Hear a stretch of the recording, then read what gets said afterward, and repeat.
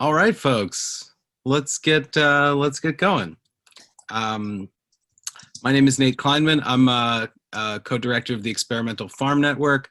I use he, him pronouns or they. I'm here in Lenape, Nanticoke country, also known as Southern New Jersey.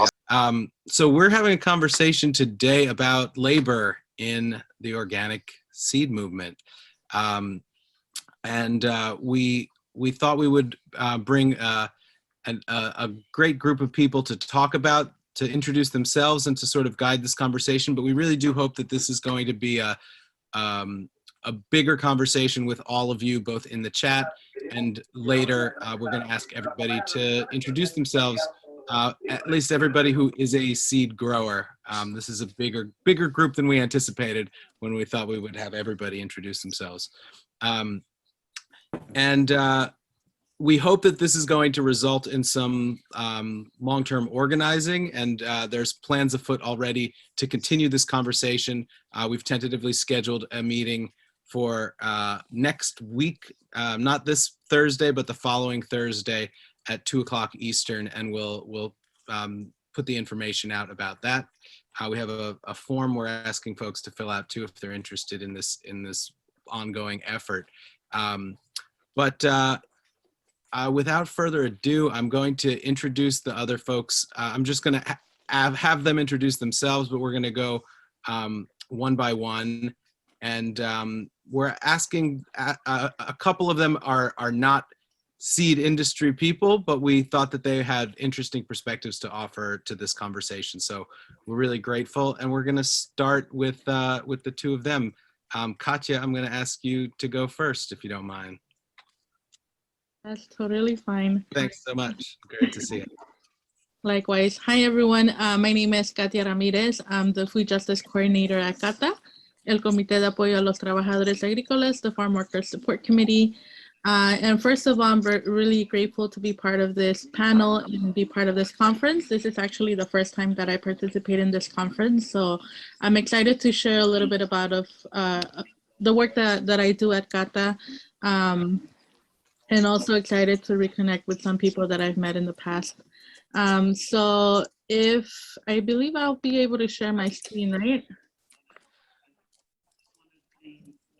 Let's see. There you go.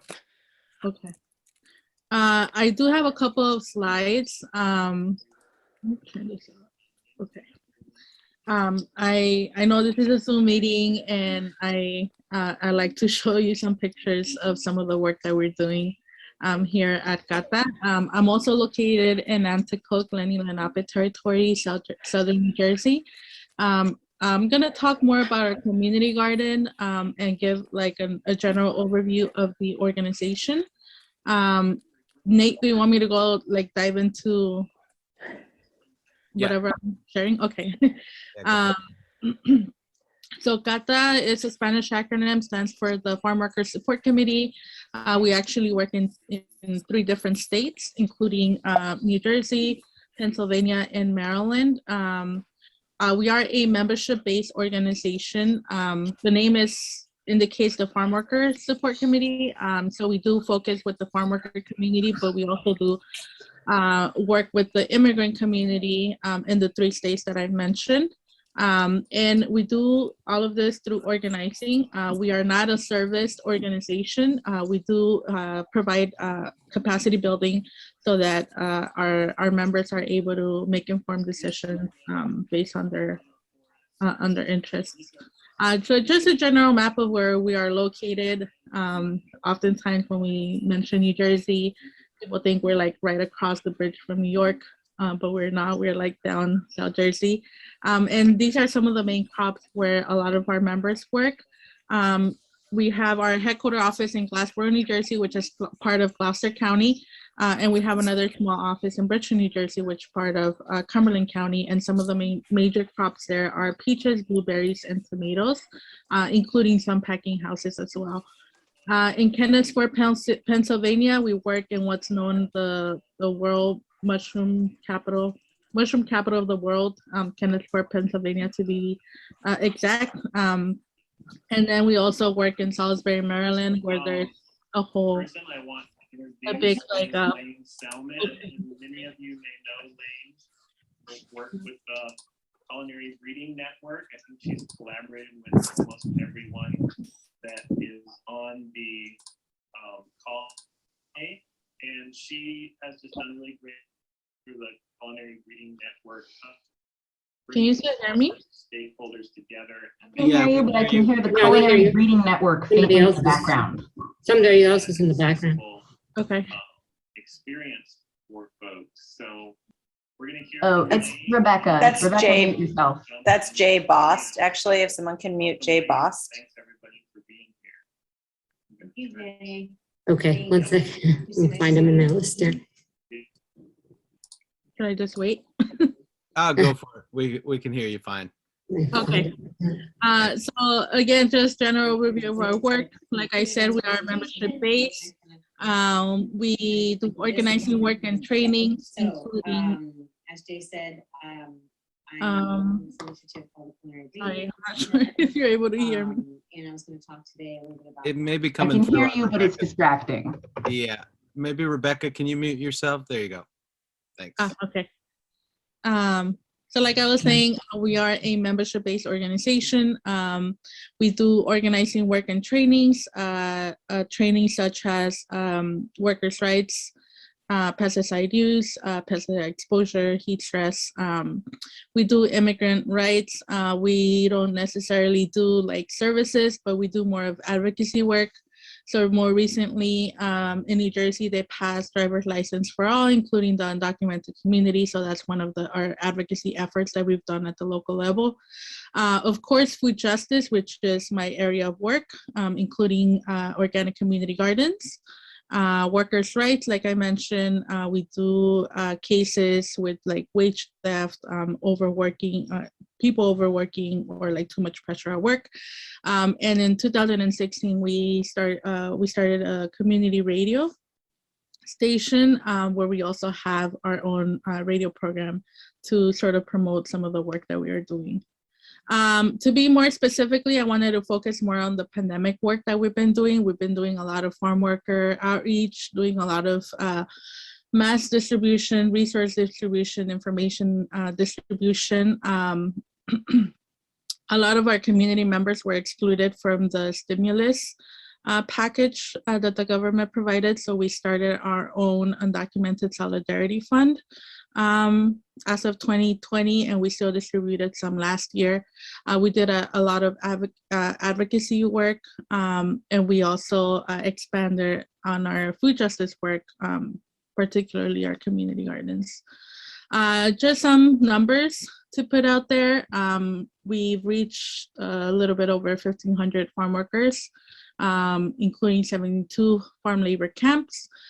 This year, we grew almost a little bit over 500 pounds of produce in our community garden. Our community garden is 0.15 of an acre. We grew less than what we grew in 2020, but I'm gonna talk about why.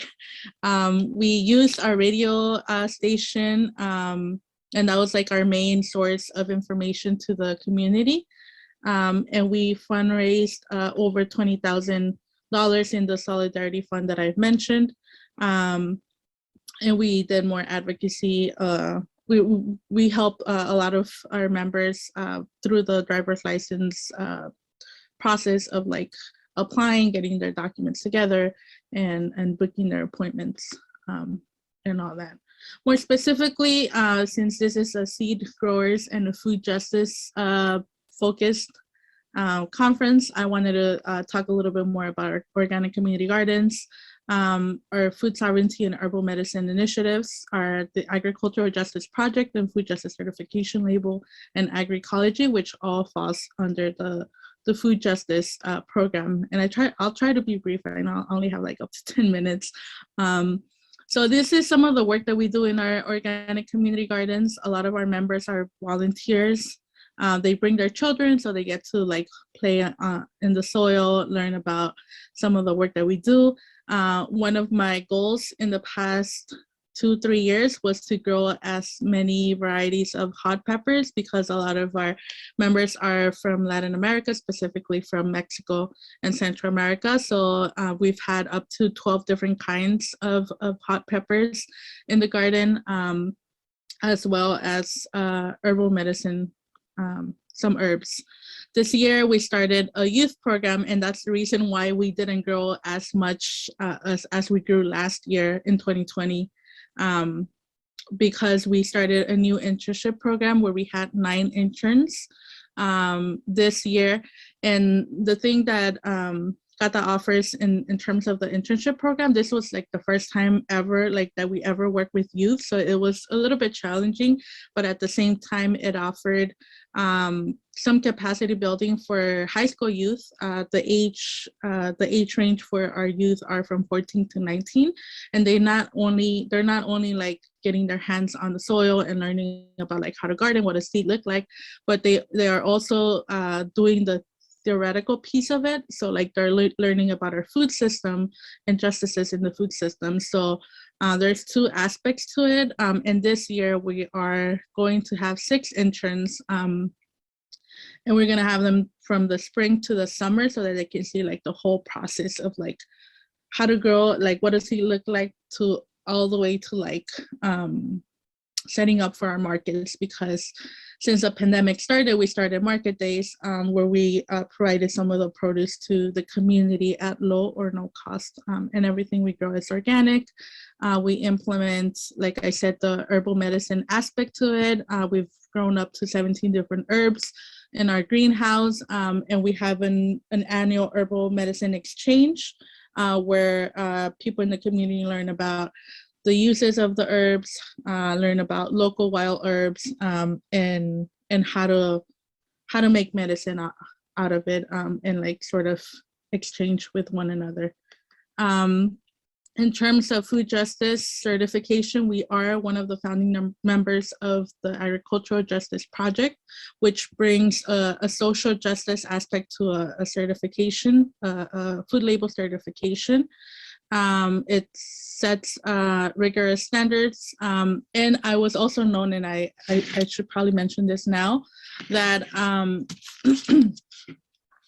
I know it's expensive to get certification, or like a label for organic food, and I was known by one of our partners that AJP is offering free technical assistance and certification for BIPOC farmers. So if anyone is interested, I can share information about that. And I was also known that seed growers can also qualify for that. And then I'm also going to share like a video of some farms and some partners that that are AJP certified, that share why the importance of workers' rights and social justice in this label. And the last part of our work is focused on agroecology. We are part of the People's Agroecology Process, which is a nationwide initiative that started back in 2015. And we've been able to host agroecology encounters throughout the US, and also participate in international initiatives. And that's where I met Garrett back in 2016. We try to incorporate what it is seed saving. I'm still learning, and I guess we're learning as we go. We incorporate techniques, as you can see on the far left, or at least on my screen, it's on the far left. We incorporated an irrigation system that is based on PVC pipes, so that we're able to save on some water and also not waste too much water. And on the far right, you can see this is part of our Day of the Dead altar ceremony, because we also try to incorporate culture into the work that we do. And some companion planting.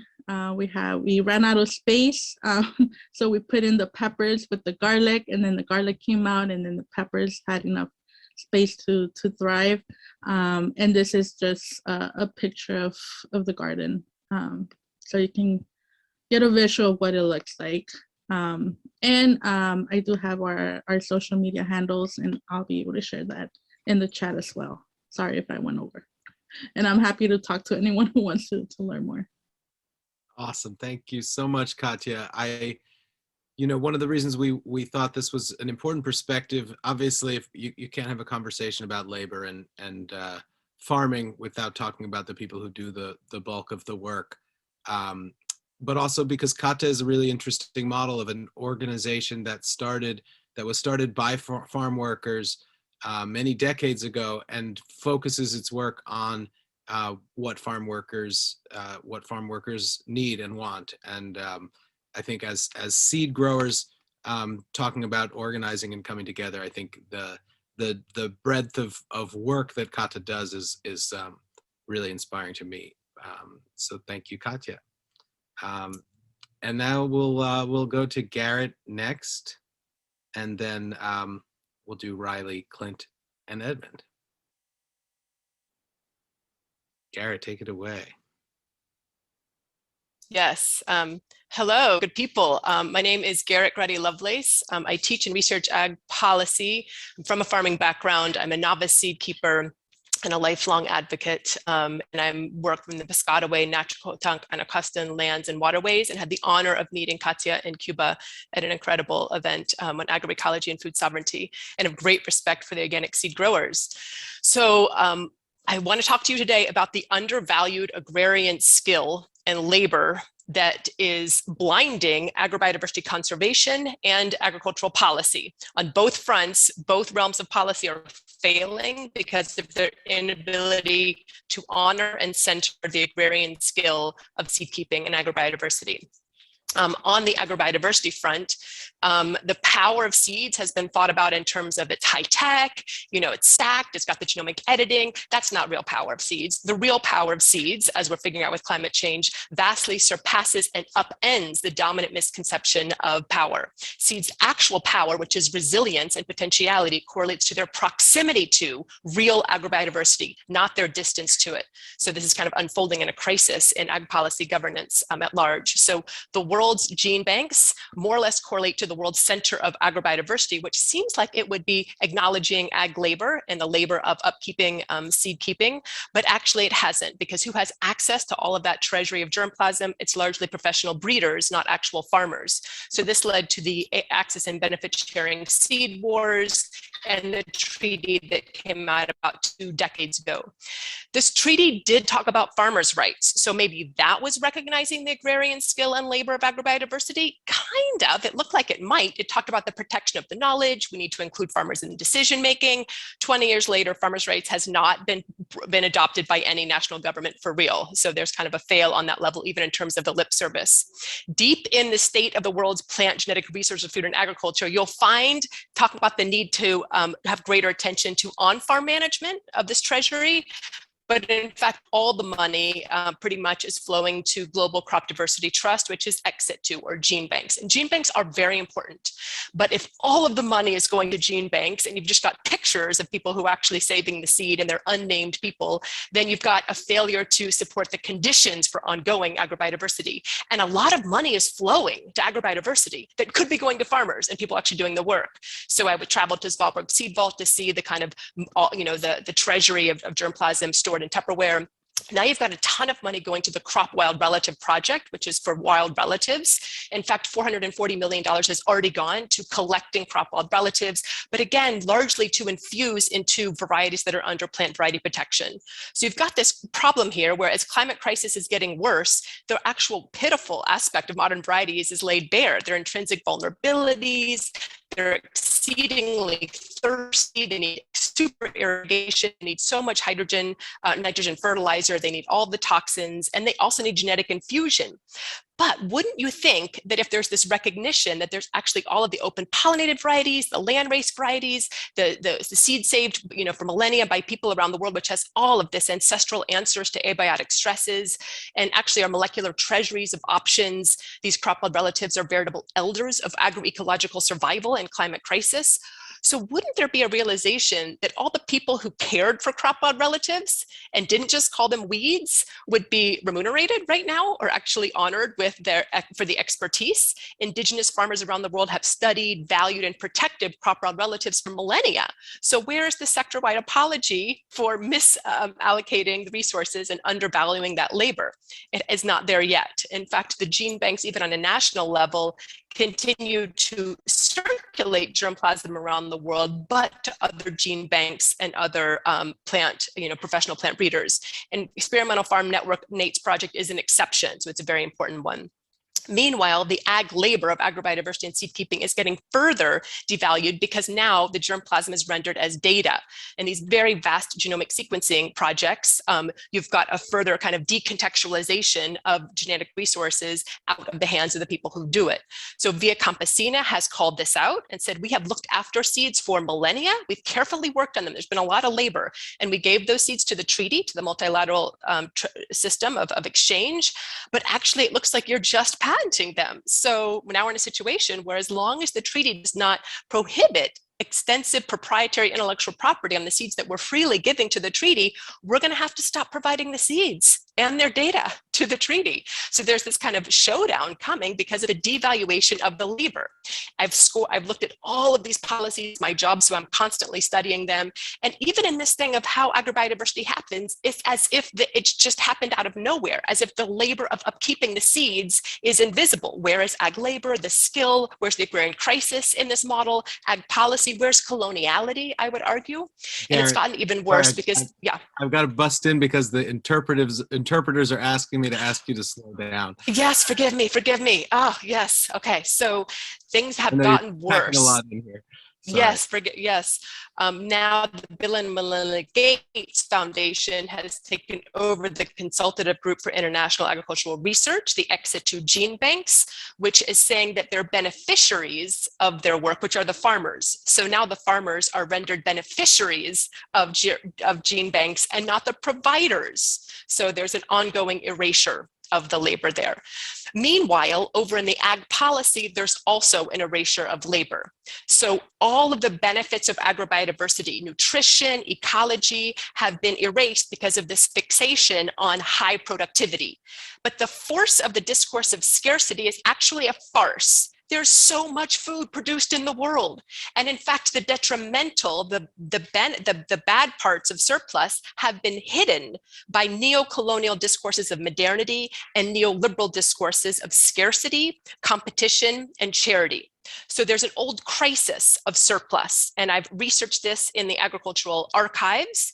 Surplus was seen as a burden and a plumage of empire. World War I, however, there was a whole move to ramp up production to feed the world and win the war. There was a massive overproduction, and in fact, what happened was prices collapsed and the farmers had very little income. So all the farmers, white male, converged. So there was already a racial and a gender disparity, converged on the capital to demand support so that the prices wouldn't keep tumbling. And in fact, already the prices were tumbling and falling, and the crisis of prices after World War I led to the Great Depression and massive bankruptcy, and also to the Dust Bowl. So there was a huge ecological and economic crisis of overproduction, and that began the Farm Bill, the US Farm Bill, 100 years ago. So the first Farm Bill is actually an honest recognition of the economic and ecological ravages of unfettered agrocapitalism, but it largely only benefited white men. It was also mired in settler colonialism and racism. Nevertheless, the surplus machine kept producing and producing, and that led to food stamps. It got erased again in World War II, and there was the ramping up of production. Food will win the war and write the peace. But the minute World War II ended, the farm problem emerged again. And so then the US started donating it as food aid, but as an empire, as an imperial means of gaining geopolitical dominance. So the US gained geopolitical dominance in the 20th century off deploying surplus wheat, frankly. That led to the get bigger, get out, feed the world myth, which is very racialized and very racist. And it also led to the crisis. So the 1980s farm crisis, all of the farmers gathered in DC to demand some support. But in fact, already neoliberalism had gutted the rest of parity and supply management. Black farmers bore this problem even worse than white farmers. There was an overall decline of farms in the 20th century, and you all know this, and the average size of farm was increasing. For farmers of color, this was even worse because of systemic racism. And then in the 1996 Farm Bill, all of the supply management and production controls ended, all of the price floors ended. Right now, if you're a farmer, the median, the average income from farming is below the cost of production and even below zero. It's been below zero since the 1996 Farm Bill. The money that farmers make is because of land or off-farm income. And so this is a broader crisis that has led to huge consolidation in the industry, from seeds to meat to livestock. Who are the winners? It's the corporations. So as ag policy ignores labor and agrobiodiversity, and as agrobiodiversity ignores labor and the agrarian crisis, you have a broader failure all around. So a team of us have decided to think about how to update supply management and parity for racial and gender justice, so it doesn't just benefit, the very few rich white farmers, but actually all the farmers, as well as for agroecology and agrobiodiversity. Our website is disparitytoparity.org. And we have a Federation of Southern Cooperatives and the National Family Farm Coalition and Farm Aid and all of these organizations, part of Via Campesina, the National Via Campesina, thinking through how to update supply management so that farmers can make a living farming beautiful, diverse crops. Dolores Huerta of the Farmworker leadership and icon in Farmworker justice is joining our project. And we're thinking about how updating parity and supply management could be a game changer for BIPOC farmers to make a living farming, not just commodity crop monoculture, but agrobiodiversity. We've been in solidarity with the Indian farmer movement, which is all about a minimum support price, and they actually won this. But now they're saying they want a minimum support price for diverse crops, so organic and diverse crops as well. And so we're in solidarity with them thinking that through. This is also in solidarity with Via Campesina internationally and the UN Declaration on the Rights of Peasants and Other People Working in Rural Areas, which passed 4 years ago. Meanwhile, the rest of our crew is working on changing agrobiodiversity governance. So we're working on changing agricultural policy, but also agrobiodiversity policy, so as to value the highly skilled agrarian work of seed keeping. We've written letters to the treaty on how to change this, and we've organized a gathering of looking at Appalachian seed keeping and seed saving, as well as Andean and Mexican.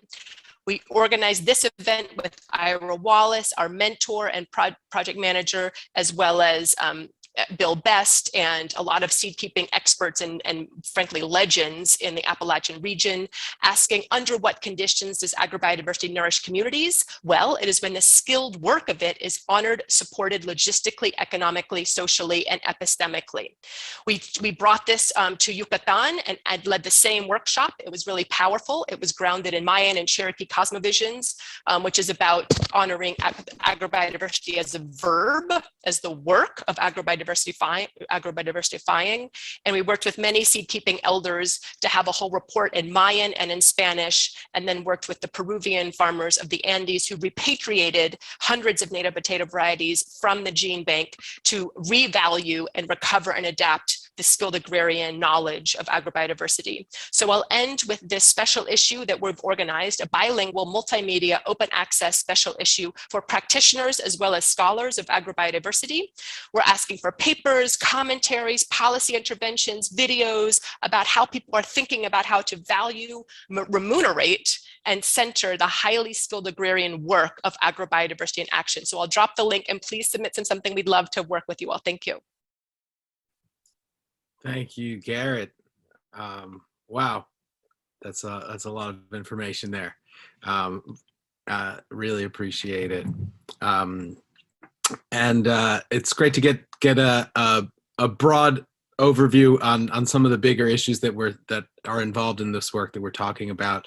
But the next three speakers, we're going to get a little bit more granular, and they're mainly just going to introduce themselves, these will not be as presentations like the last two, and then we'll move into our discussion phase. So Reily, would you tell us a bit about yourself? Thanks. Yes, hello everyone. And Garrett and Kathia, thank you so much for sharing with us. That was really informative and interesting. So my name is Reily. I am the Finance and Seed Production Manager at Snake River Seed Cooperative, located in Boise, Idaho, the ancestral lands of the Shoshone, Bannock, and Paiute tribes. Our experience at Snake River Seeds was shaped by influences of our particular place, the Intermountain West. We hope we can assist others in becoming grower and employee-owned cooperatives, and we recognize every path and business will look different. For us, we needed the seed company to exist, reach financial solvency, and have a foundation of cooperative culture prior to becoming a multi-owner cooperative. The company was started in 2014 by seed savers Casey O'Leary and Carrie Jones. At that time, there were only about 10 to 15 growers participating in the co-op. The business was run in a cooperative way, which to us, that meant the growers had influence over the crops that they grew and crop prices from the beginning. We are also a regionally based business, meaning we do not source any seeds from outside of our region.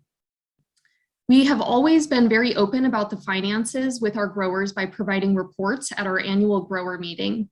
In 2017, at our meeting, we surveyed our growers to ask if they would like to become a cooperative, and there was a near unanimous no at that time. The main reasons were the cost associated with becoming a cooperative, concerns about additional work for growers, and the fact that the business was still going through a lot of growing pains and wasn't financially solvent. So that means we were not breaking even in 2017. A few of the most impactful challenges we have faced have been land access for growers, scaling up issues, and retail pricing. I first started farming in 2015, and since that time, we have seen the cost of land in our valley increase fourfold, which has been so shocking to all of us. And I know this is something that is common across the US currently. And sadly, we have had many farmers stop growing crops with us due to this loss of land access. We've also had renter farmers have their land sprayed with synthetic chemicals against their wishes by the landowner, as well as have their field tilled in. That happened one time without their permission by the landowner. So land access is currently the most pressing issue that we are facing as a cooperative. As a seasonal business, we have struggled to offer year-round work for employees. We've had quite a bit of turnover due to this challenge, which greatly affects the business. From 2017 to 2020, I farmed and worked at Snake River Seeds. And at the end of 2020, I had to quit farming because I couldn't manage the workload of both businesses. Unfortunately, the majority of our employees have struggled to balance multiple jobs. We were incredibly fortunate to operate out of a small shack on a farm for our first 6 years rent-free, but we did quickly outgrow the shack and we were not able to move into a larger space until we received a grant from the USDA. Another scaling up issue has been how to estimate how much seed to contract with our growers. We try to keep 2 years worth of seed in our inventory, and some growers produce more seed than we can purchase. At the beginning, we would often receive feedback from our customers that our seeds were priced too high. At $3 per packet, we really couldn't go lower than that, and it was a struggle to persuade customers to see the value of regionally grown seeds. We have always been very concerned about affordability for lower income customers, while also recognizing that farmers are underpaid and undervalued in our society. Over time, as our valley and region population has grown and changed immensely, we no longer receive this feedback about the pricing being too low, but we do recognize this is mostly due to the lower income populations being forced out of our area and perhaps slightly due to customers understanding the value of regionally grown seeds. As the business grew, it was finally able to reach more stability in the fall of 2020, with 5 to 6 employees, some part-time, some full-time. We received a grant from the USDA, which was a major influence in our ability to scale up and move into an office that had adequate space for seeds and employees. After we reached more stability, we told the growers it was time to transition to a legal cooperative. We decided to have employee members and producer members. And due to securities law, we are only able to add 10 new members of each type per year. So as of December 29th, 2021, just about 1 month ago, we finished the transition and now are cooperatively owned and operated. So I am now one of 15 co-owners of Snake River Seed Cooperative. Yay! We have seen the foundation of trust grow over many years between growers and employees, and we believe that foundation is crucial for the success of our business. We all genuinely care about one another and want success for everyone. Thank you. Awesome. Thank you, Reily. And next we've got Clint out in Wisconsin. Clint, how are you? Good. Good afternoon, everyone. Thanks for putting this on. Thanks for inviting me. My name is Clint Freund. I run a small organic seed business called Cultivating the Commons in Northwest Wisconsin. I've been growing for about 5 years. My agriculture experience began with 6 years of hardy farmhand work on well-known large 50-acre vegetable operation in Wisconsin, and from there blossomed into all sorts of avenues. It really took hold. The seed work really took hold on an apprenticeship at Beth and Nathan Corum's farm, Meadowlark Hearth. At the time, my family that I was beginning with decided we wanted to move back to my land base in the upper Midwest, and that it was important, and growing seed there in some form would be growing seed there would be a common theme to our life. Cultivating the Commons was born at that point to take up our notion that seed is everyone's shared inheritance, and cultivating the commons is a community act. Cultivating the Commons, or CTC, hoped it could help facilitate some of the bioregional seed work development in the Midwest. Although we are currently a small family operation, we do imagine opening up as knowledge, land security, and interest builds.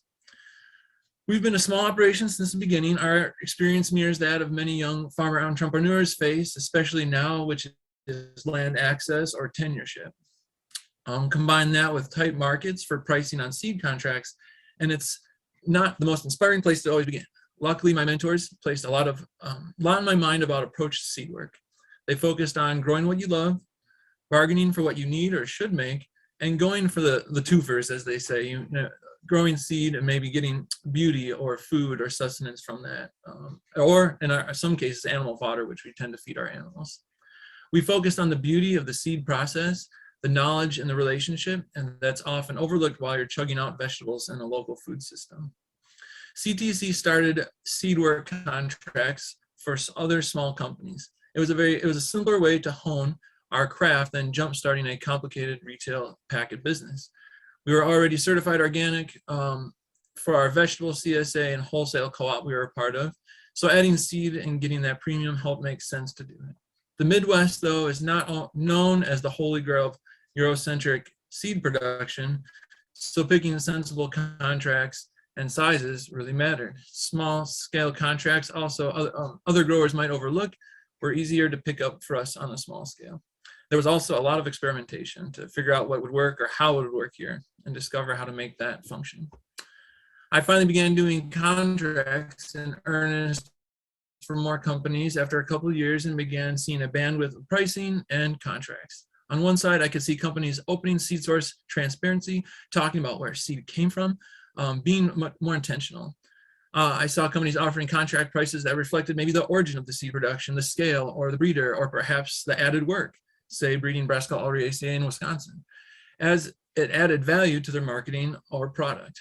On the other side, I could see low prices competing with differing labor markets had to offer, and price that involves both national and global. Prices that were highly unsustainable at certain scales. I knew it was easy to see one biodynamic company selling a cabbage at over $1,400 a pound at their largest retail rate. And then I'd still see companies want to offer $75 to $100 a pound for very small contracts. How can there be such a wide expanse or ability to value the same product? There's obvious answers to that, but it's still a very wide expanse between these two different places offering two different prices. On many of these contracts, it was extremely difficult to break even, or keeping it as a side gig felt very questionable if it wasn't for the love of it. Contracts were another gray area. As being new to seed contracting, it was difficult to be completely aware of everything. Almost all contracts I did had a very limited advice sometimes on yield data, or you'd be shooting in the dark about how many plants or square foot you would need. It was easy to see how very stringent guidelines combined with all the risk wrapped into the seed grower's side of that equation. I also saw some pretty unusual methods for assigning varieties for contracting. That would be great to change maybe in the future. Perhaps payments were for the most part timely according to contracts. Payments were usually also very at the end of the season, making cash flowing difficult. Another topic was stock seed. A couple instances of being out of a species slot in our field after getting questionable seed in our starts and not being able to plant that out afterward. So looking for answers towards some of these things. Maybe regular heat treating certain crops to minimize introduction of disease, etc. Just having something we could work on with that regarding stock seed. I would say my overall ability to make a living seed growing is very tight, if not limited, and needs many creative alternatives to recoup income in the process. This has included post-harvest added products like kraut, with entrepreneurs looking to do kitchen-based stuff, and me taking away the stems to make seed with, screening and selecting crops that are high value with really just being picky and scanning those lists and trying to figure out what crops make sense to do where we are. Seed resale of extra harvest through direct sales or to other seed companies. So as part of contracts, being able to have that freedom to take seed that I grew to different places. I've also been exploring what added value seed could look like through regional based seed work to bring a higher price, either through companies or through our own retail sales, and trying to figure out the usefulness of this work. So breeding and selecting in situ and also producing high quality seed in the same location, thus adding that regional based value. Most of us can say seed growing is a strong passion and pursuit and want to put forth an honest effort in honoring our contract obligations. Today's workshop, though, is striving to find issues and places for improvement from a grower's perspective and developing ways to associate, share, and strive better together. I'd personally like to address other things such as who is growing all the seed in the organic movement and who are these different people, maybe across the world or in this country, and examining. I'd love to learn more about those topics, labor in the seed world. Thank you much, and I look forward to questions and hearing from other folks out there. Thank you, Clint, so much. And lastly, but not least, I'm going to pass it to Edmund, who came up with the idea to have this whole panel. Edmund, take it away. All right, thank you so much, everybody. I'm excited. There's so many people on this workshop, and it's great to hear from the other presenters. And I'm really excited to talk about all this. So I've been growing certified organic vegetable seeds here in Central Virginia for 14 years. I grow on contract for several small and medium seed companies. We usually grow about 2.5 acres of seed crops in any given year. I also run a small regional seed company called Commonwealth Seed Growers that I co-founded in 2014. I grow a lot of cucurbits and nightshades, also corn, okra, collards, lima beans, peanuts, things well suited to our hot, humid climate. I also do a good bit of plant breeding and variety trial research, especially with cucurbit crops. Some of this, or most of this, funded with some SARE grants and Organic Farming Research Foundation grants I've gotten. So our farm dollar per hour has been between $6.50 and $11, depending on the year. And this has worked okay in our particular situation as part of a cluster of income sharing communities that already owns land, and we have a little bit lower income needs than a lot of places. But the low income has still been a problem in several ways, including being able to pay outside workers adequately. So with contract seed production, I found it necessary to be very picky about what plant types and what varieties to grow in order to make enough money. For instance, I won't grow bell peppers on contract, but I will grow small hot peppers and some small sweet peppers because they yield a lot more seed. One of the plant types I noticed early on that makes good income is okra. I've learned kind of recently that okra is one of a few kinds of seeds that legally has to be chemically treated when it's being imported from other countries. The only other vegetable seed in this category is fava bean. So the reason contract prices are so good for okra is because we're not competing with production from cheaper labor markets. Someone from Johnny's explained this to me a few years ago. I'm going to quickly get into some pricing and yield specifics. Average seed yield for bell peppers at our farm is about 80 pounds per acre. Small hot peppers, the average yield is more like 400 pounds per acre. So at a pay rate of $30 per ounce, the income per acre for bell peppers is $38,000. Well, for small hot peppers, it's $192,000. So that's why I grow small hot peppers mostly when I'm growing on contract anyway. Okra yields about 1,500 pounds per acre.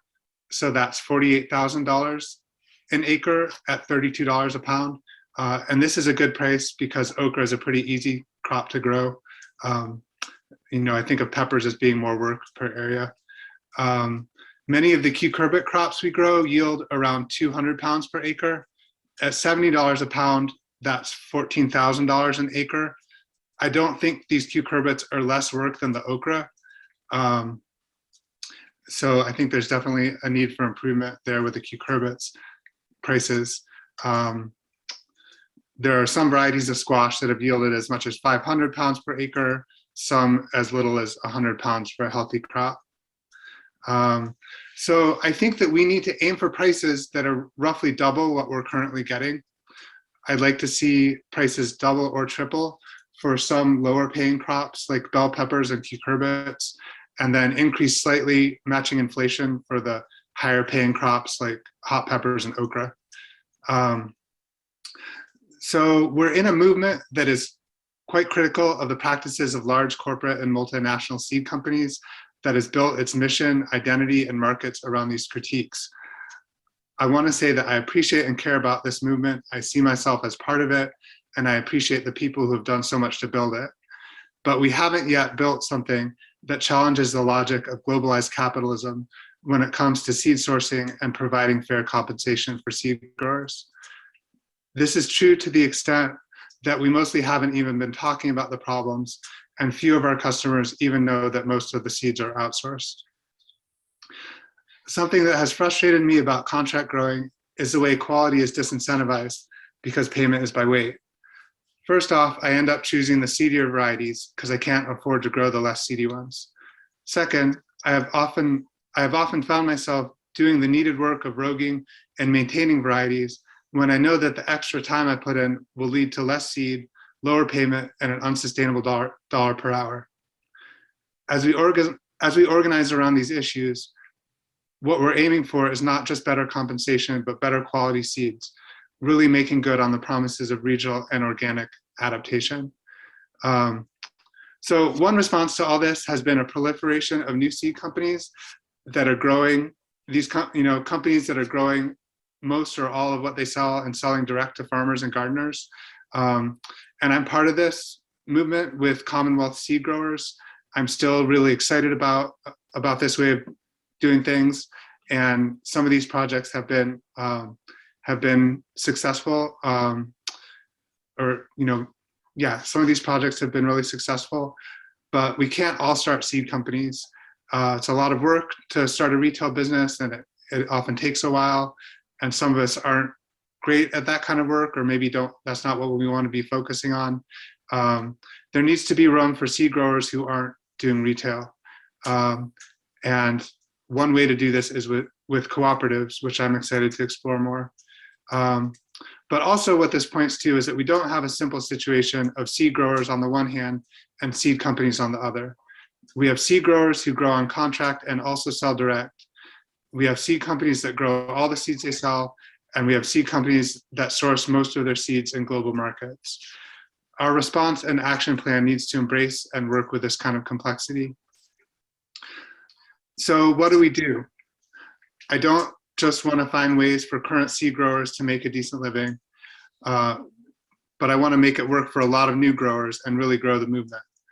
I want to keep talking and working together, likely through an association or union of seed growers. I'd like to see us compile yield and price information and come up with recommendations of what constitutes fair pay for different crops at different scales. I'd like us to continue to raise the issues of fair pay and outsourcing in our movement and publicly.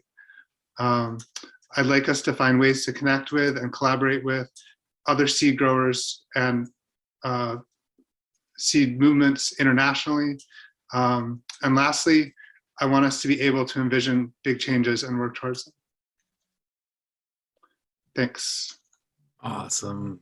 Thank you, Edmund, and thanks so much for bringing this together and kickstarting this. I'm going to, before we move on, I'm going to put in the chat a link to a form for future organizing. I hope that I put the right link, and I'm just going to make sure. Yes, this is the one. The working title we came up with is "Seed Workers for a Living Wage." You'll see at the top of this, but this is a working title. And if you're interested in staying involved in the organizing that's started around this panel, please put your information in that chat. So I'm going to introduce myself a little bit too, and then use that to go into a question to all of you. And if you are, I want to invite you, if you are a seed grower, if you've done contract seed growing, or you are thinking about it, or you're doing it, if you could talk about, if you want to speak about it, please just type the word stack into the chat, and I will call on some of you very shortly. So yeah, think about that if you'd like to join the conversation. So my background, I started the Experimental Farm Network with my colleague Dusty Hinz, who's here in the room. We started it 8 years ago, almost 9 years ago now. And in the early days, our purpose was starting a nonprofit to get people collaborating on sustainable ag research and plant breeding. And we had a real focus on developing perennial crops for climate change mitigation. But we also decided that we wanted to fund our work by selling seeds. By growing and selling seeds. We didn't want to be dependent on grants and all the things that most nonprofits typically do. And in the early days, we were able to get some really beneficial seed contracts. Largely thanks to a relationship we had with William Wise Weaver from the Roughwood Seed Collection. We agreed to serve as the fiscal sponsor for his organization when he was looking to raise some money, and he had very beneficial contracts, very unique contracts with some bigger seed companies where he was getting 50% of every seed packet sold, which we were able to piggyback on and get the same deal.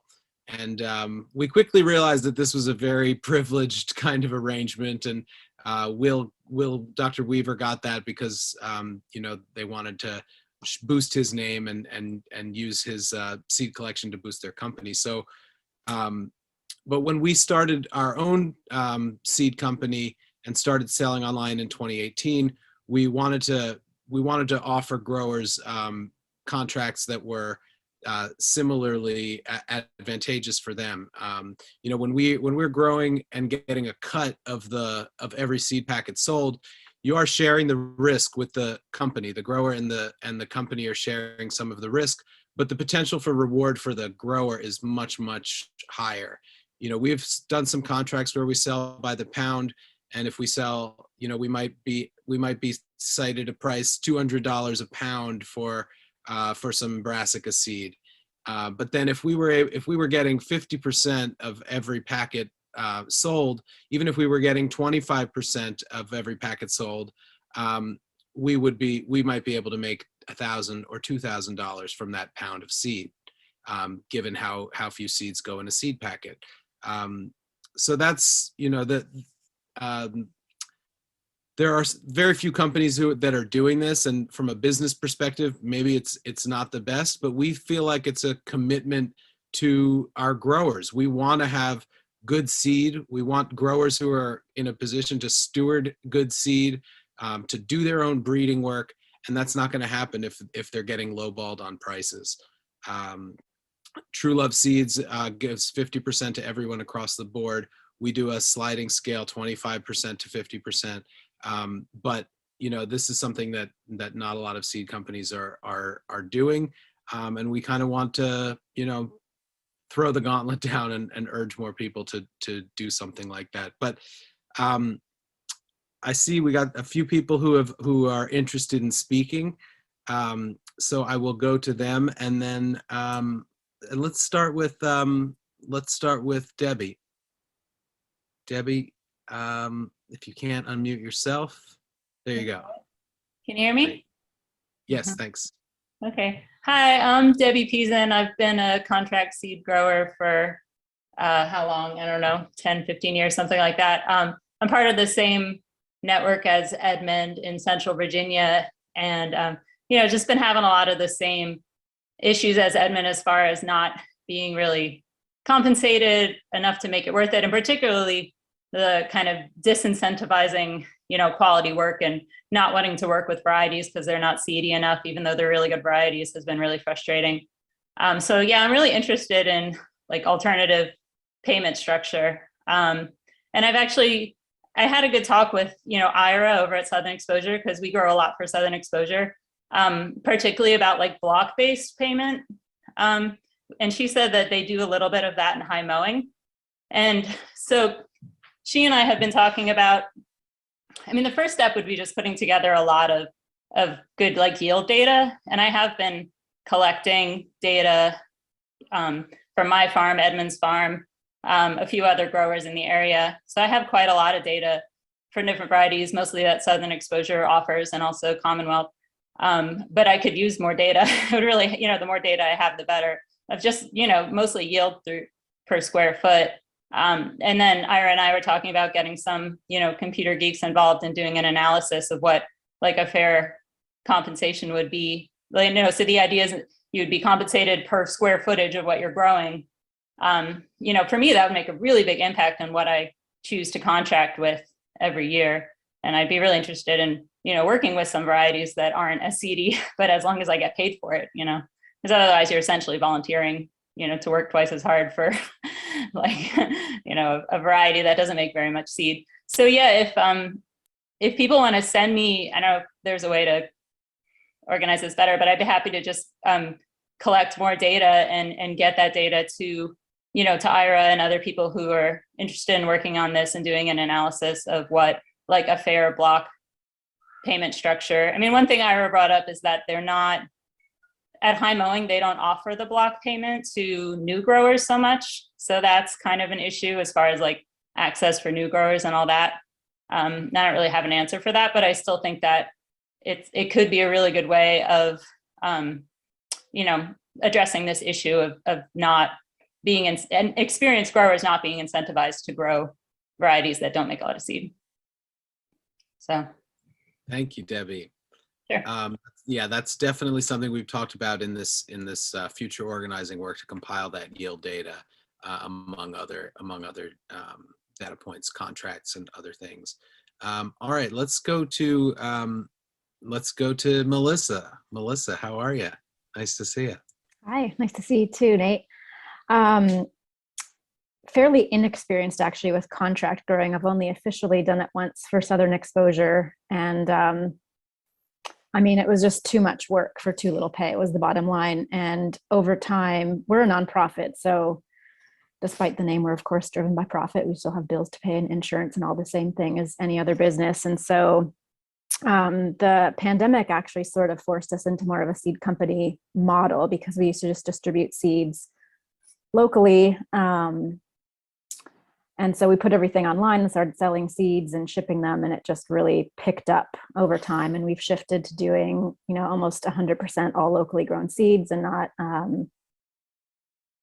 not bulk purchasing from elsewhere and sending them out. And so it's just, I would love to be able to just grow the seeds and send them to somebody, and that's how we make the money, and not do all the extra work of cleaning and germ testing and storing the seeds and labeling them and packaging them and doing lot numbers and, you know, getting them online and all that work to sell them. But we make more money just growing our own seeds and selling them to our community and a few online. So yeah, that's been a real challenge.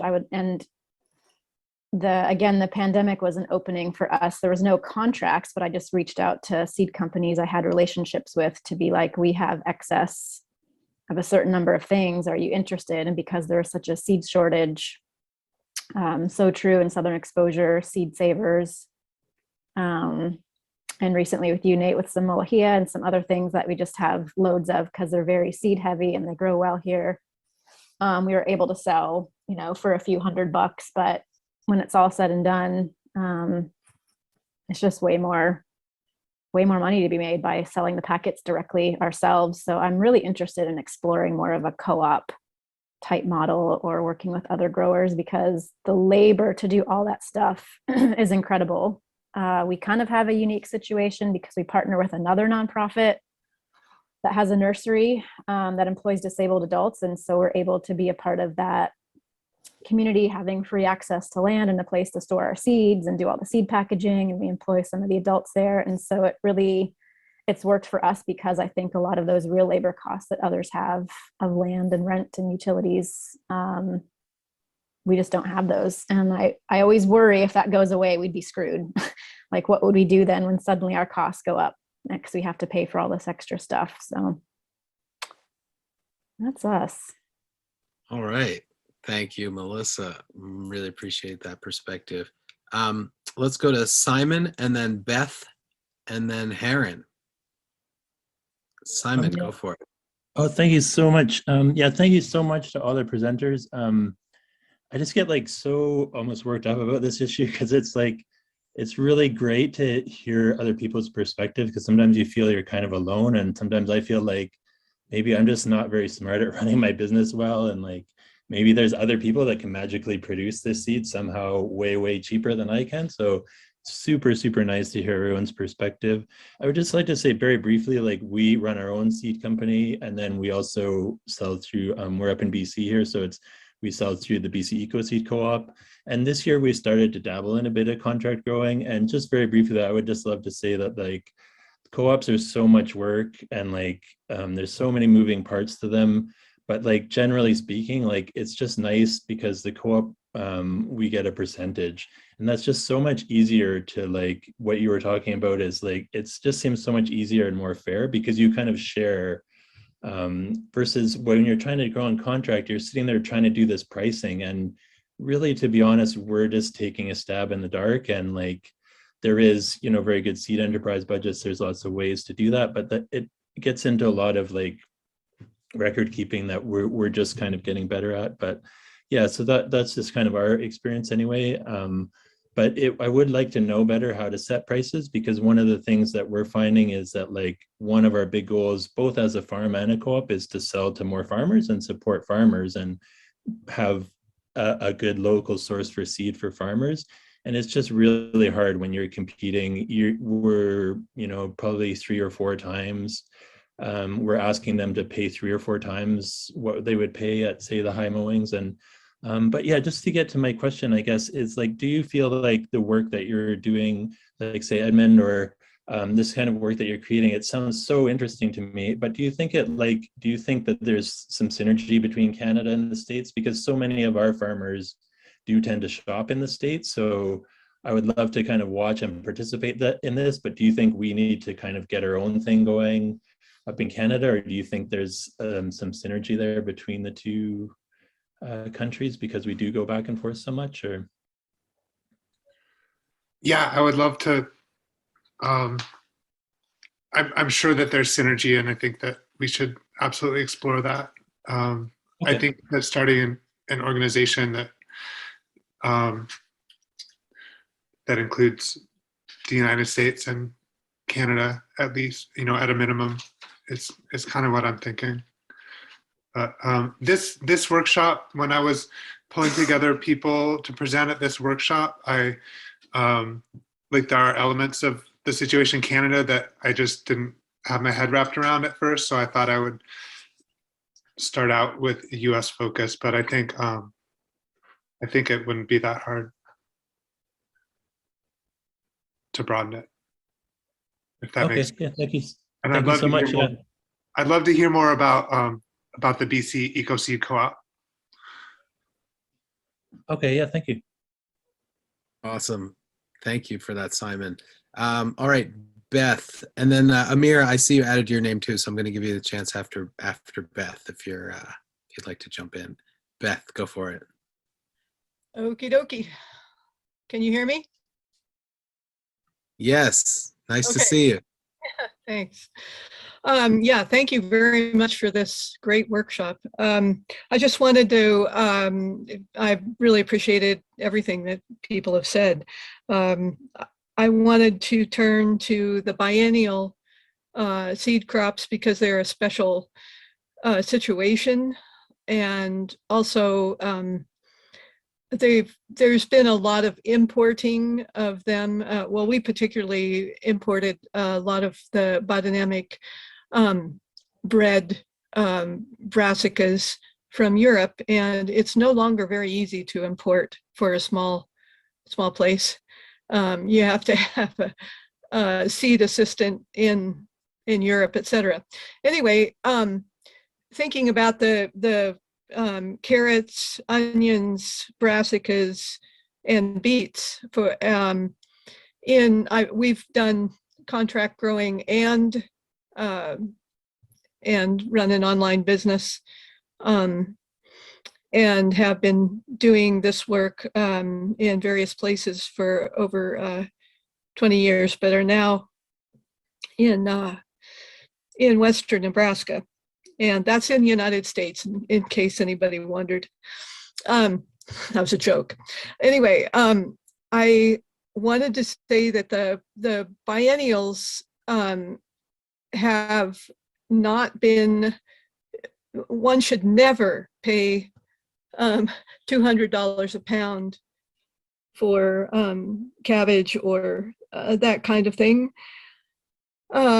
because you have to, if you're going to overwinter something, you have to consider that you have 2 years of sorting and saving and selecting and making sure that you have rot that happens. And it's just really, really important in a climate to select for storage, which we do, which is different than what they're doing on the West Coast. But that really has to be taken in consideration. And all of you who attempt to grow biennials, don't sell them too cheaply. That's what I wanted to make sure that people really come to. And for a particular seed company that we have been growing for, onions, and I asked for them to put the price up,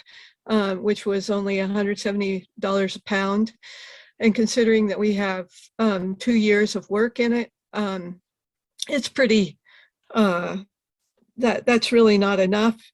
And so I suggested to them the same thing that we did when we were managing turtle tree seed, to purchase the biennial plants, first purchase the first year plants. And they talked a little bit about it, but never really concluded that they would do that. And so I just think it's really important, that consideration for all of you who do grow seed, biennial seed crops, to make sure that you push the people that you're selling to for contract, that they need to give you a fair price. So that's all I have to say. Thank you, Beth. That's really important points. All right, Amira, you got the mic. Okay. Hi, everyone. So I wanted to say, well, first, I wanted to echo a lot of what has already been said. I am this season going into my first year of production as running my own seed production farm. And I've had to ask a lot of questions about how I'm going to sell the seeds and, what percentage do I want to devote to wholesale and what percentage do I want to even attempt to do retail with all of the stress and increased labor and expenses associated with retail production. And so I've been trying to figure that out. So I wanted to, for background on me, I work at True Love Seeds as well. I worked there for the past 4 years and we do the 50-50 split with growers.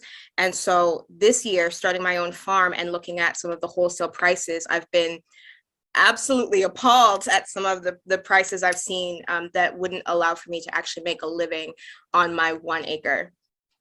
So that being said, I have a couple of questions both for the group and for some of the panelists. I want to know, how do we set our own pricing collectively to seed companies, to buyers of seed? How do we set that pricing? And then I wanted to ask Garrett, how you mentioned the potential for transnational movement building, and how can we connect there? Particularly some of the work that we're doing, some of the people on this call that are really focused in regional seed work, which, as Garrett mentioned, is a form of in situ conservation. And the work that I do, I also consider to be a form of cultural conservation. How can we connect to this transnational movement, set our own pricing, maybe even access some of the research dollars allocated towards conservation? How can we do that? All right. Thank you, Amira. Those are really, really important questions. Garrett, you want to take that first? I'll just say thank you, Amira. I have so much respect for True Love Seeds and your work. So nice to meet you. Just by asking that question is like the first thing. The US is the obstructionist internationally. This should come as no surprise to you, but around the world, like in that UN Declaration on the Rights of Peasants, it was the US that has blocked it all these years. The UN Declaration on the Rights of Indigenous People, the US blocking it. The international treaty, the US failed to sign and now is signing it, so has to have it, have it be like a corporate takeover. So I frankly feel like so much work even figuring out who is representing the US, who is representing us, in these forums, and it was under Democrats as well as Republicans. So there's kind of a neoliberal hegemony that's on both parties. So even the work of figuring out, is it Christine Dawson? She's the one who's representing as the kind of a US spokesperson for the treaty and doing that kind of work for organizing, but also Via Campesina, of course. And the US chapters of Via Campesina are Federation of Southern Cooperatives, Land Assistance Fund, who are heroes on this, National Family Farm Coalition, Rower Coalition, US Food Sovereignty Alliance. So there's growing networks of people, and CATA, Kathia is doing amazing work on farmworker justice in many of those orgs. So I can drop a few of those links, but I think organizing domestically to kind of open up the lines of communication internationally, and I think there's so much potential. So I'd love to kind of keep thinking with you and others in your networks on that exact question. Thanks, Garrett. Do any of the other panelists want to answer the first part? How do we set our own prices? And that, I know that's something that we're going to sort of ask collectively in the coming organizing process, I think. Edmund. Yeah, I think we need to get organized in a way that we haven't been, and I'm hoping that this is a start to that. Yeah, I mean, my answer to that is just, solidarity. It's we've got to look to the labor, to the inspiring labor organizers of the past, and this is something that if growers get organized and stick together, if we hold ourselves accountable and hold the seed companies accountable, then this can be something that we demand. And if there's a seed company that refuses to offer fair pricing, to accede to our demands, then we talk about boycotts and public pressure campaigns. this is the kind of work that you can only do when you get organized.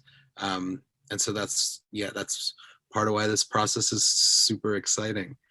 All right, we've got, I'm going to go to Heron next, and then Cody.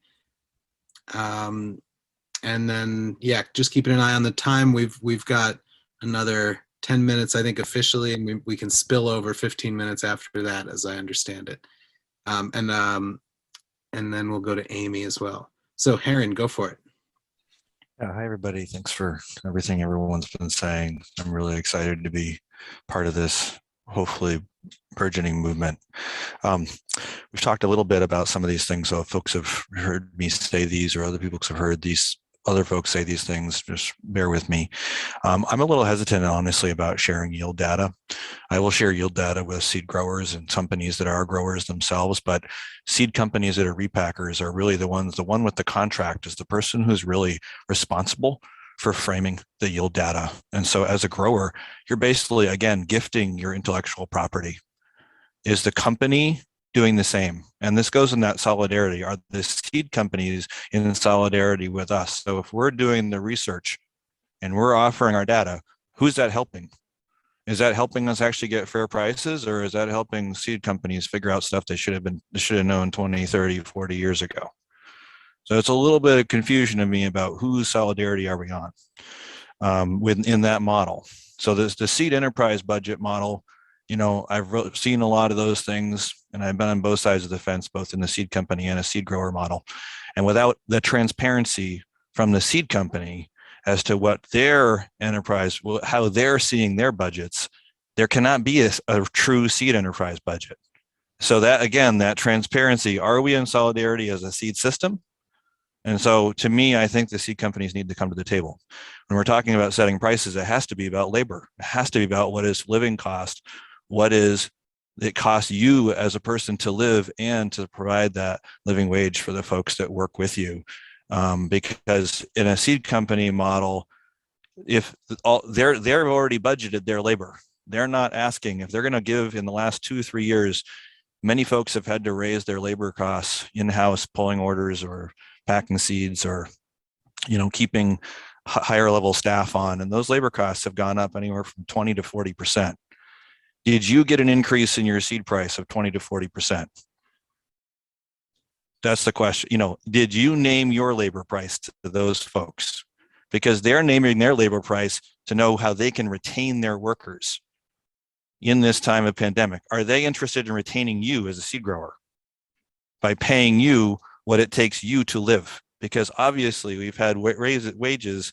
I can just say from my last bit at a seed company, they went overnight from, some folks are making twice what they were making the day, literally the day before, when we had a huge wage increase.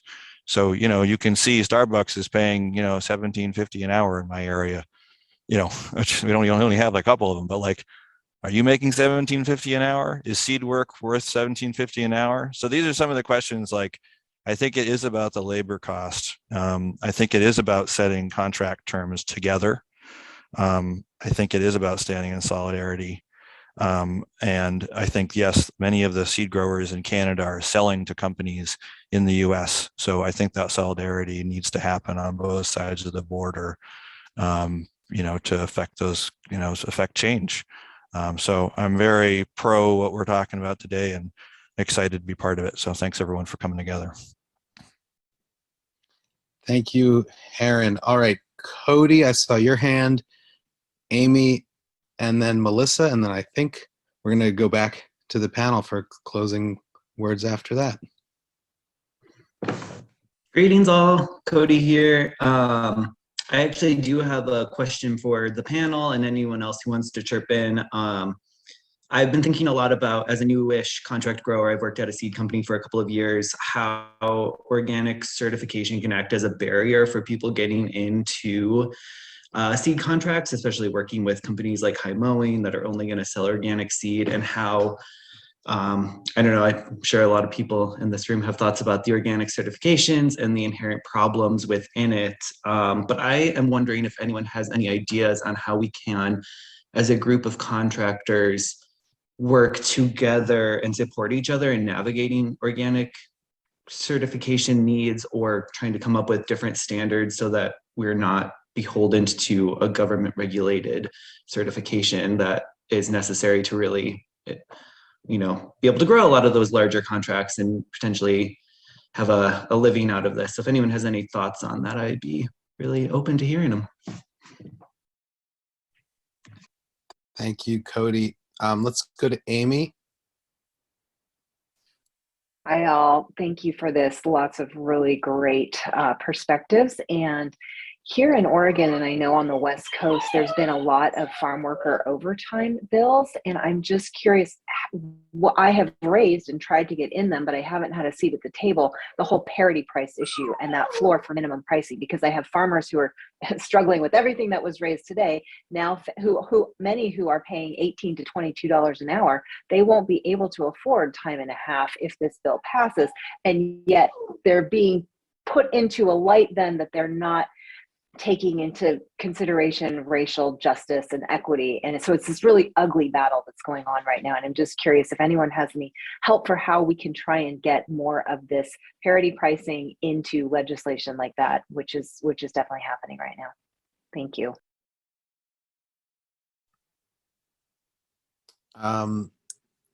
All right.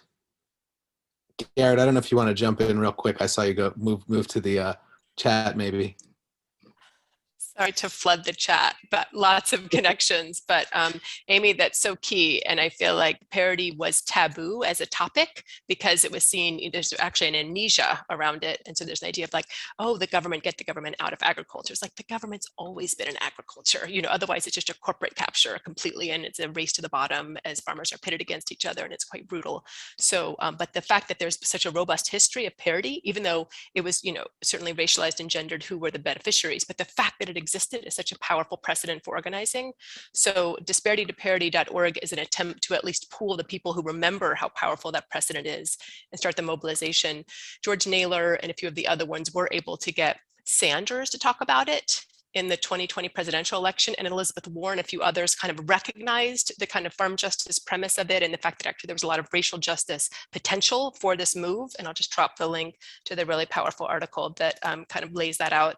But in the kind of Biden administration, we have not had that traction just because there's still kind of a neoliberal hegemony. So I think the organizing and the circulating, but I'll drop a few links, but thank you. All right, let's, I saw somebody else jump on stack too. Joe, you got in under the wire. And then Melissa, if that is still your hand up, I'll go to you and then back to the panel. Joe, you got it. Hey, it's actually Hank talking. All right, hey Hank. I'm Hank from Voca Seed out in Oregon. And this is a great conversation. I just wanted to throw in that several things. Like this, at the beginning of this year, I had some really conversations with seed companies about, I explained to them, like, we had just this past year, we had 5% inflation rate, and we have all these increasing costs, and I had this, and I have been keeping my yield data. And so I had all this like data to support asking for price increases. And so we increased a lot of our prices this year.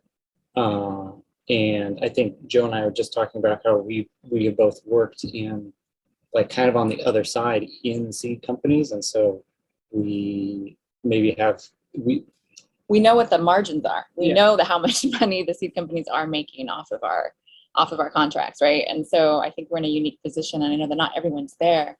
And we'd love to keep in this conversation and keep sharing this information, because I think more growers need to ask for more and just be very honest about that, because I think that the companies have the margin. Yeah, and there have been lots of times where I like the company has given me yield data, and I pencil it out. And it's like, if you're telling me that this yields so much per acre, like at the data that you just gave me, that doesn't work. Like, And so but we get into this conversation, and that's what I think the powerful part is. And the other thing I just wanted to throw in was like the regionality of seed production. Like somebody was talking about cabbage seed prices, and out in Oregon is a really great place to grow cabbage seed. And like, you know, we don't have to dig them all the heads up and store them in a cellar. And so we can produce cabbage seed here for a lot cheaper than somebody in the Midwest where they all freeze out in the field and you have to dig them all up. So I don't know, having a national price for cabbage seed isn't really fair because it doesn't take into account the regionality of where you're from.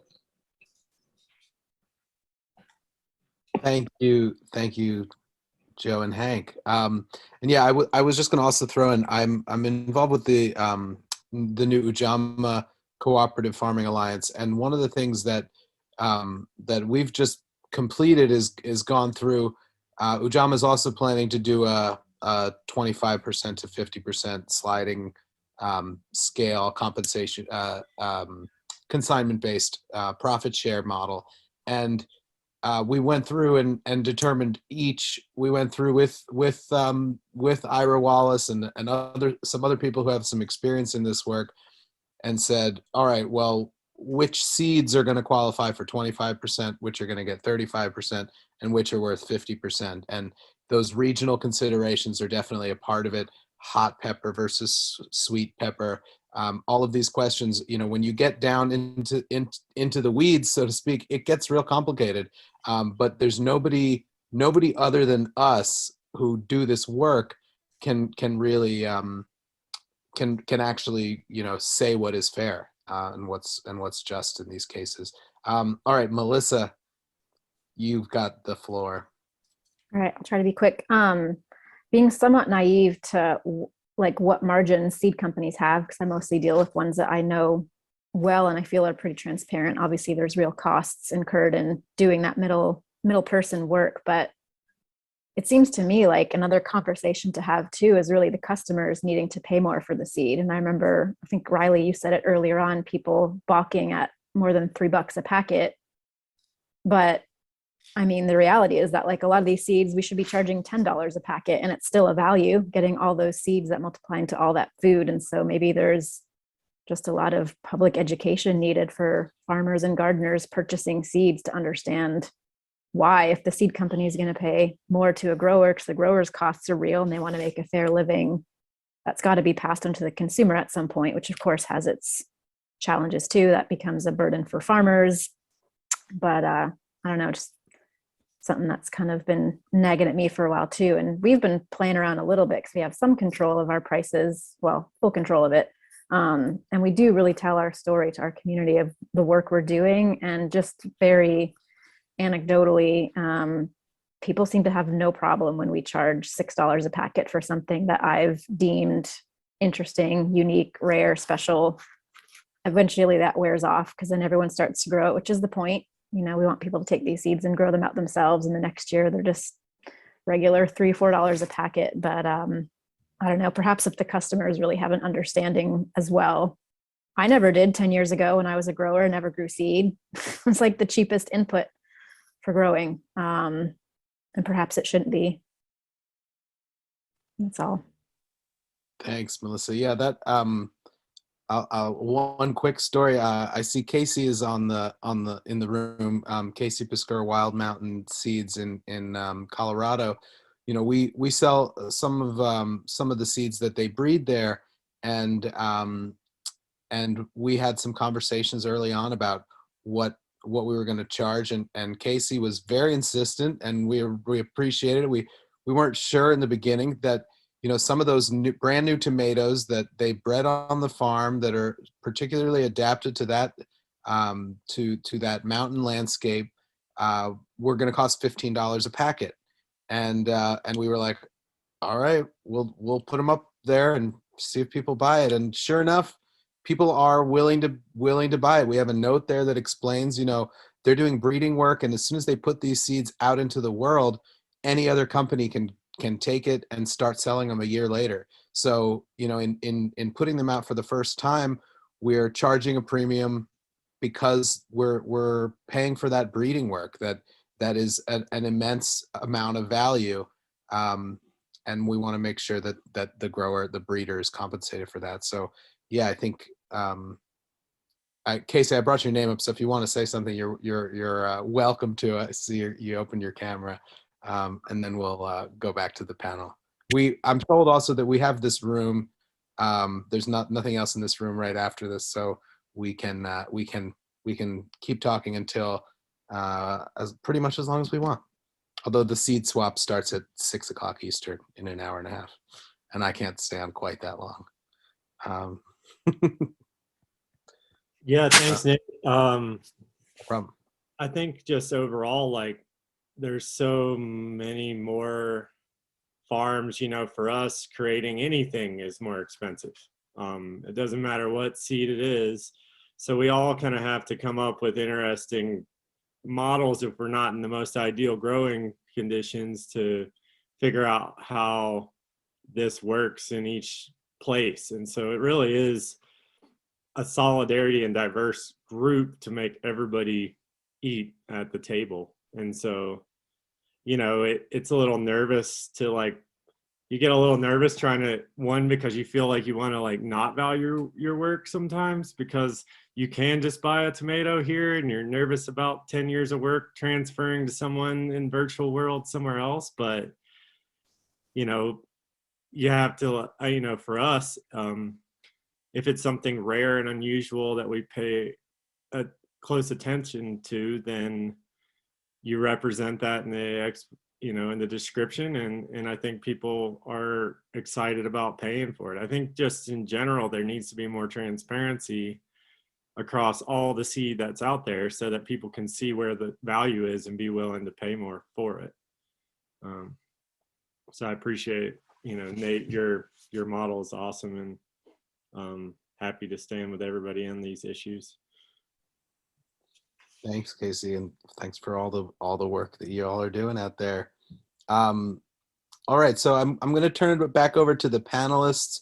If you want to offer some closing thoughts on these topics, and then we can keep the room going if people just want to talk more. I'll point you again to the chat.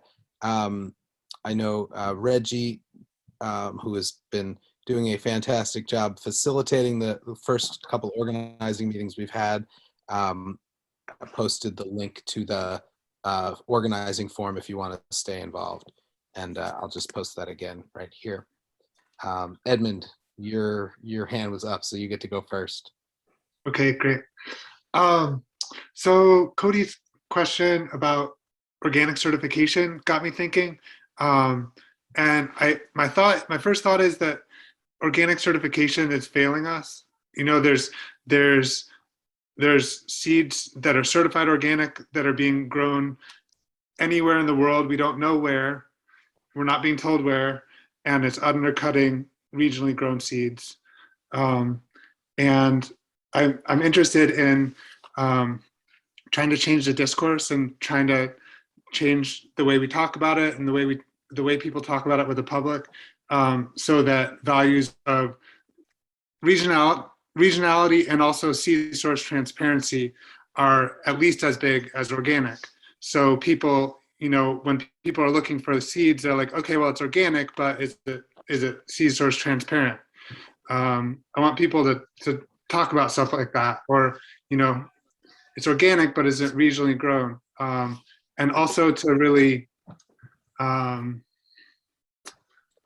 yeah, because I think most customers don't know that most of the alternative seeds and organic seeds are outsourced, and I think it's hurting our movement, and we need to deal with it. And but yeah, and then I mean, we are certified. My operation is certified organic, and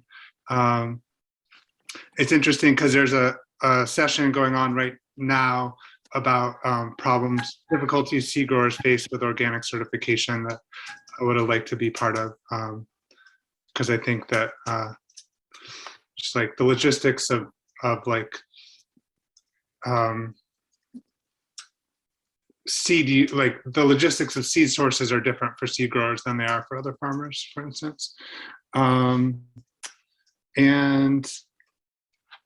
yeah, that's most of it. I guess I want to make sure that we kind of think big, you know, that we don't think about getting 10% more, that we think about getting double, and that we do what it takes to get there. And, you know, a lot of times getting double just means a 25-cent increase in the packet price. I think it's doable. We just need to make it happen. And thanks, everybody. I'm excited about all this. Thank you, Edmund. Any of the other panelists want to volunteer to go next, or should I call on someone? Reily, you got a big smile. How about you? Sure. Yes, I just want to share also to Cody that we are not certified organic for that reason, where we don't want to have that barrier for growers. I think probably 25 to 30% of our growers are certified organic, but the rest are not, and many of them don't own their own land, so they're moving often. I'm not sure what the certification is like in every state, but in Idaho, you have to have a certain amount of years on the land to become certified, so that's a barrier for people that don't own their own property. And I also just wanted to share just that I'm excited to hear from everyone, and something that we do at Snake River Seeds is we are constantly trying to make sure that we are paying growers adequately. What I see is that unfortunately it's kind of through like a squeaky wheel process where we don't change our price until the grower tells us it's too low, which I would like to try to address that somehow, but that's currently how we do it. And what we do is if the cost of seed in the packet goes above where we feel comfortable, we will lower the number of seeds in the packet in order to pay the grower more. And we're hoping that we can just do some more education with our customers on that, you know, we're lowering these number of seeds in the packet, but that's so that growers are paid adequately for their work. But it definitely is an ongoing challenge, especially with inflation, and everyone has a different cost of living, especially among our growers, where, like I said, some are renting and some may have inherited the land where they're growing. So there's vastly different needs in terms of the income. So thank you, everyone.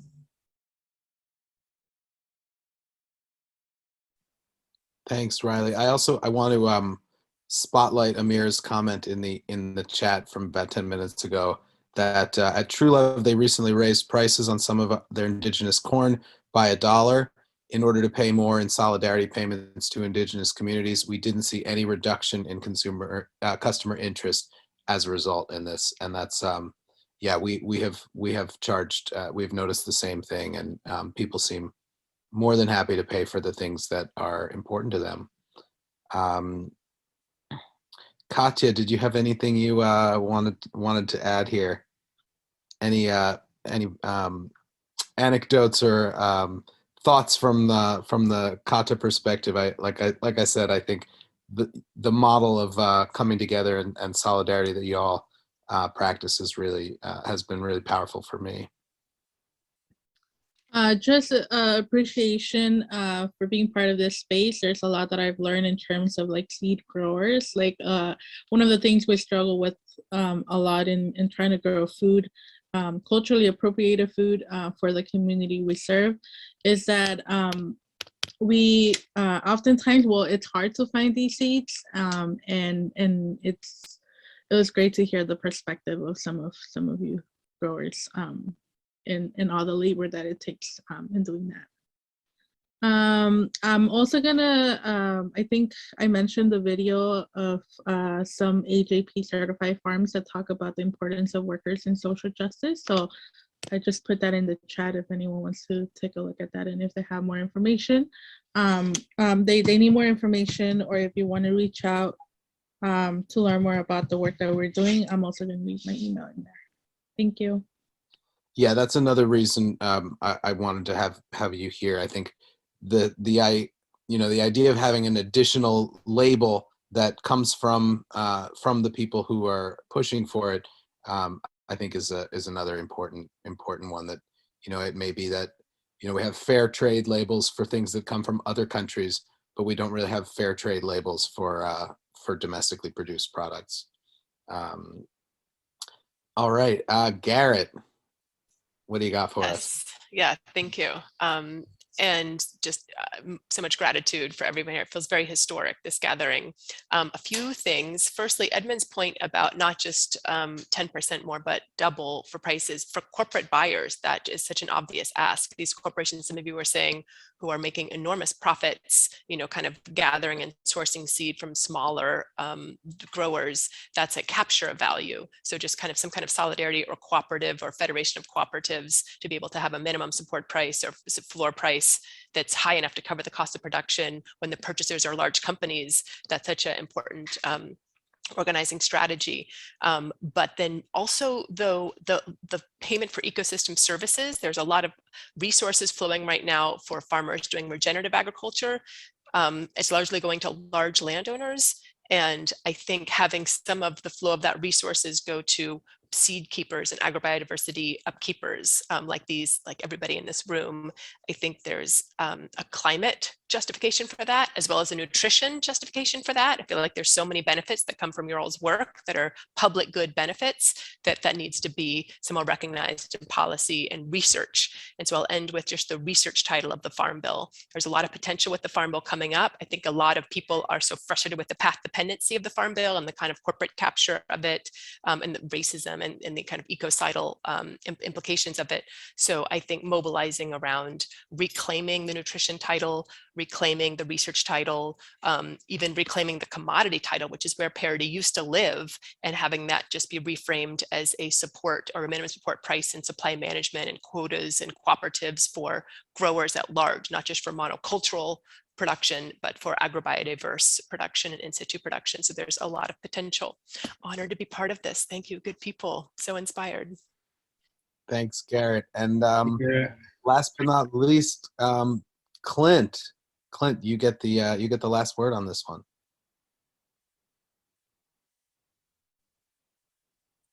Wait, you're on mute if you're speaking, or you are back working with seeds or your children. There we go. Oh, there you are. Thank you everyone for coming to the talk. Really enjoyed sharing what we're doing. I just wanted to I'm excited to work with folks. So I'm excited about this coming breakout group after this is all done. And just want to remind we're all diverse growers in diverse regions with diverse reasons and intentions and growing for diverse organizations or companies. So there's lots of reasons for the season and I want to work together with everyone. So I want to see what, we can work together by working together where we can take all these thoughts and get our needs met. So excited. Look forward to hearing from you more. Awesome. Thank you, Clint. Thank you to translators who are offering simultaneous translation.